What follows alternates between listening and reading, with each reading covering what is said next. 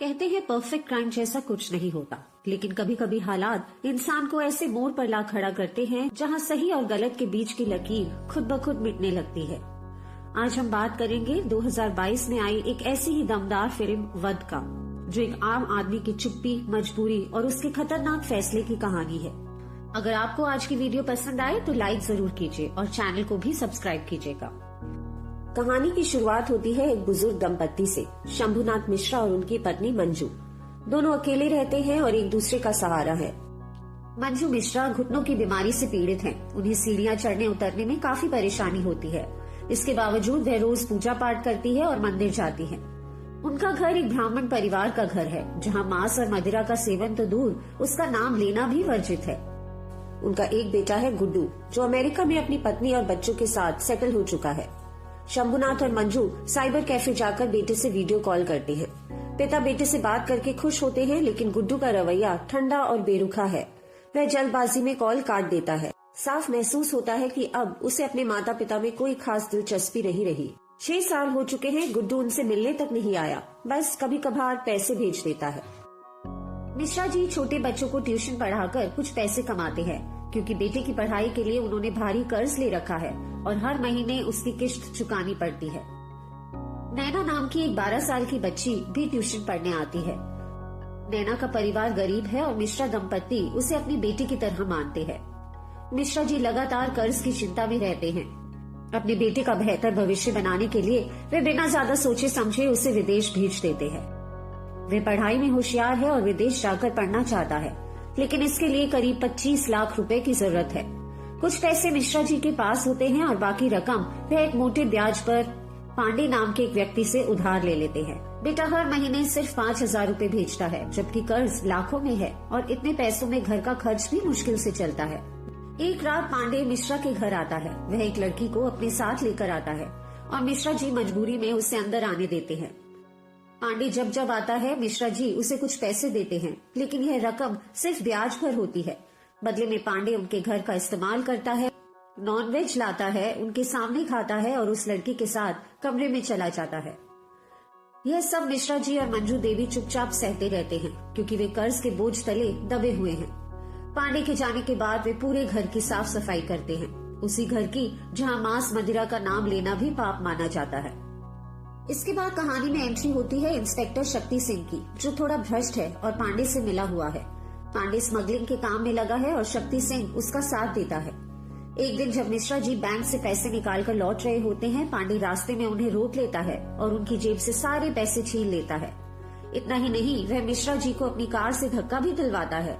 यह sub inspector शक्ति देखता है, लेकिन बस दिखावे के लिए पांडे को डांट कर मिश्रा जी को घर भेज देता है। एक दिन नैना का जन्मदिन होता है। पैसे कम होने की वजह से मिश्रा जी सिर्फ 2 पेस्ट्री से उसका जन्मदिन मना लेते हैं, लेकिन नैना बहुत खुश होती है। उसके जाने के बाद शंभुनाथ और मंजू मन ही मन सोचते हैं कि काश उनकी अपनी एक बेटी होती, नैना जैसी। कुछ दिन बाद पांडे फिर घर आता है और अपनी हरकतें दोहराता है, लेकिन इस बार उसकी नजर नैना पर पड़ती है। मिश्रा जी किसी तरह उसका ध्यान भटका देता है, मगर अब हालात बिगड़ने लगे हैं। पांडे की हरकतें दिन ब दिन घटिया होती जाती है। मिश्रा जी पुलिस स्टेशन जाने का फैसला करते हैं, लेकिन वहां जाकर देखते हैं कि पांडे तो पहले से ही इंस्पेक्टर शक्ति के साथ बैठा है। पांडे मिश्रा जी को देख लेता है और उसी रात वह मिश्रा के घर आता है, उन्हें जोरदार थप्पड़ मारता है। पांडे मिश्रा जी से कहता है कि उनके पास एक और रास्ता है, जिसके बदले में ना तो उन्हें मकान बेचना पड़ेगा और ना ही कोई पैसे देने पड़ेंगे, और वो रास्ता है कि वह नैना को एक बार पांडे के पास भेज दे। यह बात कहीं ना कहीं मिश्रा जी के दिल में लग जाती है और वो अगले ही पल एक स्क्रू ड्राइवर से पांडे का काम तमाम कर देते हैं। पूरा घर खून से लथपथ हो जाता है, वही घर जहां कभी किसी जीव को मारना भी पाप माना जाता था। मंजू देवी मंदिर से लौटती हैं और यह सब देखकर सन्न रह जाती हैं। वो सोचती हैं कि जाने अनजाने में उनके पति ने ये क्या कर डाला, पर अब उनके लिए इस बॉडी को ठिकाने लगाना जरूरी था। पांडे जी खूब मदिरा पीते हैं, क्योंकि होश में है काम करना तो बिल्कुल नामुमकिन था। वे उसके छोटे छोटे टुकड़े करके एक बोरी में भर के एक सुनसान जगह पर ले जाते हैं, जहां पर वे उसे आग लगा देते हैं। फिर अगले दिन उस बची हुई राख में से उसकी हड्डियां चुनकर एक आटे की चक्की में जाते हैं और उसमें इन हड्डियों को पीस देते हैं और उसे आटे के समान मिला देते हैं। इन सब के बाद मंजू देवी मिश्रा जी से बात करना बिल्कुल बंद कर देती है, क्योंकि उनकी नजरों में मिश्रा जी अब एक क्रिमिनल के समान थे और यही गिल्ट मिश्रा जी के अंदर उन्हें खाई जा रहा था। इसीलिए वो अगले दिन पुलिस स्टेशन सरेंडर करने के लिए पहुंच जाते हैं। जब वो पुलिस स्टेशन पहुंचते हैं तो देखते हैं कि इंस्पेक्टर शक्ति सिंह यहाँ पर मौजूद नहीं है, बल्कि एक कांस्टेबल है। मिश्रा जी कांस्टेबल को बताने लगते हैं कि उन्होंने पांडे की जान ली और उसके टुकड़े जलाकर हड्डियों का आटा बनाकर उसके सारे सबूत मिटा दिए। लेकिन कांस्टेबल इन सारी बातों को बिल्कुल भी सीरियसली नहीं लेता। कुछ समय बाद पांडे की मिसिंग रिपोर्ट आती है और इंस्पेक्टर शक्ति को शक हो जाता है। एक दिन जब वो कांस्टेबल शक्ति सिंह को मिश्रा जी की कही हुई सारी बातें बताता है तो इंस्पेक्टर शक्ति उस कांस्टेबल को एक जोरदार थप्पड़ लगाते हैं, क्योंकि उसे यह सारी बातें उससे पहले बतानी चाहिए थी। यही दूसरी तरफ मिश्रा जी और मंजू देवी साथ में बैठते हैं। मिश्रा जी काफी उदास होते हैं और मंजू देवी को बताते हैं कि आखिर उन्होंने पांडे को क्यों मारा। और यह सारी बातें सुनने के बाद मंजू देवी भी मिश्रा जी का साथ देती है और वह उनसे कहती है कि यह मर्डर नहीं बल्कि वध है। अगले ही दिन इंस्पेक्टर शक्ति मिश्रा जी को पुलिस स्टेशन में बुलाते हैं, उनसे पूछताछ करना शुरू करते हैं। मिश्रा जी झूठ बोलते हैं क्योंकि अब उनके अंदर कोई गिल्ट नहीं था और उनकी पत्नी मंजू भी उनका साथ दे रही थी। वे कहते हैं कि पांडे उस रात आया जरूर था, लेकिन उनसे पैसे लेकर वहां से चला गया। आगे हम देखते हैं कि अभी भी मिश्रा जी के ऊपर कर्जे की टेंशन खत्म नहीं हुई, क्योंकि पांडे जिस आदमी के लिए काम करता था उसे यह सारी बात मालूम थी कि मिश्रा के ऊपर कर्ज है, और ये भी मालूम थी कि वह मिश्रा के घर आता जाता था और उनके घर को नीलाम करने की बात करता है। वह कहता है कि उनके पास सिर्फ 3 दिन है और अगर वह पैसे नहीं देंगे तो उन्हें घर खाली करना पड़ेगा। अब मिश्रा जी के पास कोई रास्ता नहीं था, इसीलिए वो अपने बेटे से वीडियो कॉल पर बात करते हैं और अपनी सारी परेशानियों के बारे में बताते हैं। लेकिन उनका बेटा तो उनसे ठीक ढंग से बात भी नहीं करता और यह जानकर वो काफी दुखी होते हैं। यहाँ दूसरी तरफ इंस्पेक्टर शक्ति अभी भी पांडे के केस में लगा हुआ है।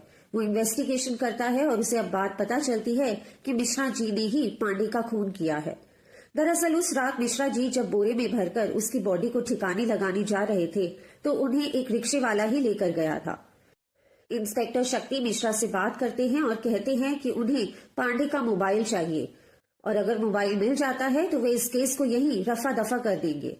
मिश्रा अपने घर की छानबीन करना शुरू करते हैं और सोफे के साइड में उसे पांडे का मोबाइल मिल जाता है। दरअसल उस मोबाइल में विधायक की पत्नी और इंस्पेक्टर शक्ति का एक वीडियो होता है और इसी कारण पांडे शक्ति सिंह से बिल्कुल नहीं डरता था और ना चाहते हुए भी शक्ति सिंह पांडे की हर बात मानता था पड़ती थी। लेकिन अब इंस्पेक्टर शक्ति के हाथ वो वीडियो लग चुकी थी और अब उसे डरने की कोई जरूरत नहीं थी। उधर पांडे का बॉस अपने कुछ गुंडों के साथ मिश्रा जी के घर का सारा सामान नीचे फेंक देता है और उन्हें बेघर कर देता है। मिश्रा जी और उनकी बीवी को बेहद शर्मिंदगी का सामना करना पड़ता है। अस्पताल में मंजू जी शक्ति सिंह को खून से सने हुए स्क्रू ड्राइवर के बारे में बताती है। अब मिश्रा जी को बचाने के लिए घर के हैंड पंप के साथ में छिपा कर रखा है और पांडे के मर्डर के केस में फंसाने का सोचते हैं। आखिरकार पांडे के बॉस को फंसा दिया जाता है। खून से सना स्क्रू ड्राइवर सबूत बनता है और मिश्रा जी पूरी तरह बच जाते हैं। इसके बाद मिश्रा जी और उनकी पत्नी ग्वालियर छोड़कर हमेशा के लिए चले जाते हैं और वह घर नैना को सौंप जाते हैं। यह फिल्म एक आम आदमी की मजबूरी, सिस्टम की नाकामी और नैतिकता पर सवाल उठाती है। तो क्या उसका उठाया गया कदम अपराध कहलाता है या मजबूरी में लिया गया एक आखिरी फैसला? क्या ये मर्डर था या फिर एक वध? आपको आज की कहानी कैसी लगी नीचे कमेंट्स में जरूर बताइएगा और इस चैनल को लाइक, शेयर, सब्सक्राइब जरूर कीजिएगा। धन्यवाद।